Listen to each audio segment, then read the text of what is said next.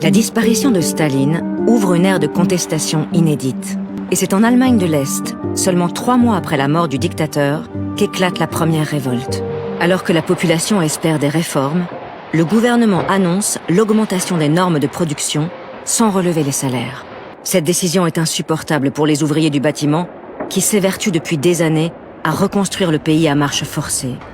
Le 16 juin 1953, à Berlin-Est, sur plusieurs chantiers, on arrête le travail. On ne veut pas être des ouvriers esclaves. C'est tout ce que j'ai entendu, rien d'autre. Et les gens se sont donné le mot. Rendez-vous demain matin à 7h sur l'Alexanderplatz. Le 17 juin, je suis allé sur l'Alexanderplatz, là où les gens devaient se réunir le lendemain. Elle était encerclée par les forces de l'ordre, par la police populaire. Vers midi, plus de 60 000 personnes envahissent le centre-ville. Très vite, la contestation devient politique. Il ne s'agit plus seulement d'augmentation de salaire. Les manifestants s'attaquent aux symboles du pouvoir, incendient les bâtiments des services secrets, s'en prennent aux représentants de l'État. À travers tout le pays, plus d'1 million d'Allemands participent à la révolte.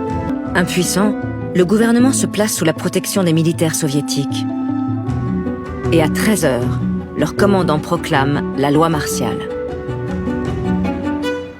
Et ça a été un élément décisif, parce que jusque-là, la RDA se vantait d'être un État souverain et d'être seulement l'allié de l'Union soviétique.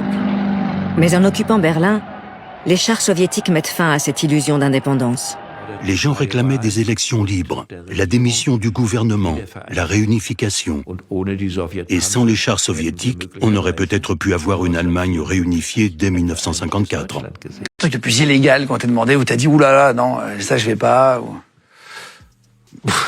J'ai peu de limites, quoi. C'est ça mon problème, quoi. C'est que c'est pour ça aussi qu'on m'appelle, c'est qu'ils savent que everything is possible. Donc et puis on n'a pas de budget, donc tout est enfin en termes d'illégalité, on a souvent flirté avec l'illégalité. C'est vrai, ça, je dois bien l'avouer.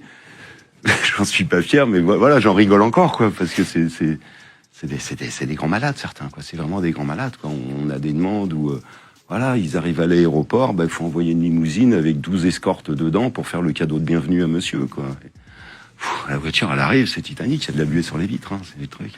Il y a des fois, tu te dis, c'est pas sérieux, quoi. Sur Saint-Tropez, un client américain, c'est ça, un client américain qui est très connu, on va taire son nom. Il arrivait, on avait une villa à 380 000 € la semaine de location.